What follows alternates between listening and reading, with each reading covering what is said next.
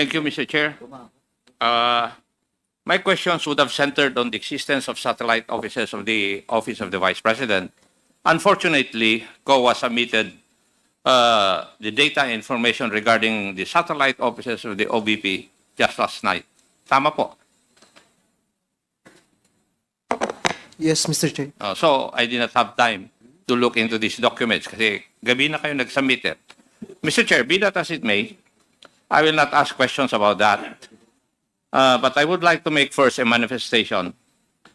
From the previous hearings, we have established two things as regards the documentary pieces of evidence of payments for confidential funds. Una, ang mga irregularidad sa mga impormasyon na nakasaad sa mga acknowledgement receipts. At ikalawa, ang kakulungan sa mga kinakailangang impormasyon para matiyak kung tama ba ang paggamit ng confidential funds na ito. Atty Lopez, do you believe that public officers occupy a public trust? Yes, Your Honor. That is enshrined in the Constitution. Section 1, Article 11 of the Constitution. Tama? Yes. Yes. Now, would you also agree with me that the impassivity of the public officers and employees to attend congressional inquiries of the House Committee on Good Government and Public Accountability gives rise to a betrayal of public trust, considering that they are avoiding public accountability through inquiry by duly elected representatives? Would you believe that? Yes or no? Yes or no? Your Honor, may I be allowed to... Yes or no?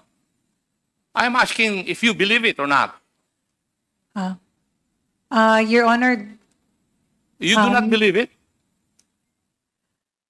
no, in the sense that it is not a betrayal of public trust, exactly, Your Honor. Because the decision to attend the hearing, Your Honor, is a personal one. No, because you are compelled if we issue a subpoena. It's not personal. Would you agree with that also? Yes, Your Honor, because if it's a subpoena, it becomes coercive. Yes. But in the end, respectfully, if it is an invitation, there is also a right on the end of the invitee to decline. I agree. But the end of that is that we can issue a subpoena Yes. that in is order correct. to force you to attend these hearings. Tama. Yes, Your Honor. Or in that case, if you are forced to attend the hearings and you do not attend, would that not also constitute a betrayal of public trust?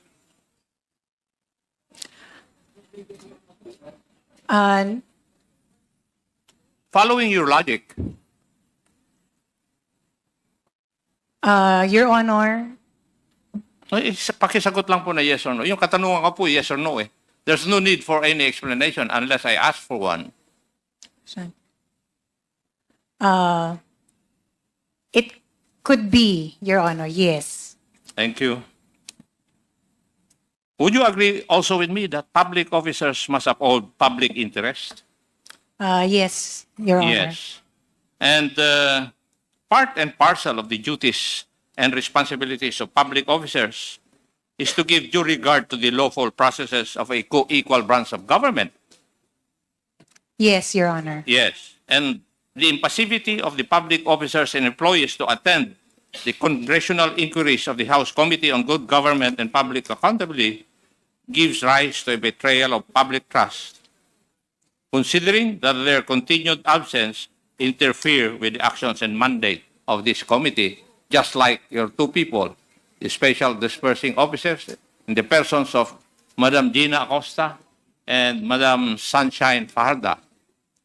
Would you agree with that also? Yes, Your Honor. Thank It is you. a possibility, yes. And therefore, being the boss, you are also obliged to see to it that they perform this duty. Yes, Your Honor, I And hear that. therefore, we expect na pagsabihan mo sila Opo. na umattend dito sa hearing na ito. That's part of your duty. Respectfully, Your Honor, that was my commitment earlier, that I will endeavor to bring them to the next hearing. Thank you. And I think you will also believe that public officers are sworn to uphold the Constitution Tama? Yes, Your Honor. And public officers have sworn to uphold the Constitution and have violated their oath by preventing Congress from lawfully exercising its own mandate under Section 21, Article 6 of the Constitution to conduct inquiries in aid of legislation. Would you agree with that also? Sir, respectfully, may you please repeat that particular question lang, this one, and the phrase that you refer to? Yes. Public officers are sworn to uphold the Constitution. Yes. Yes.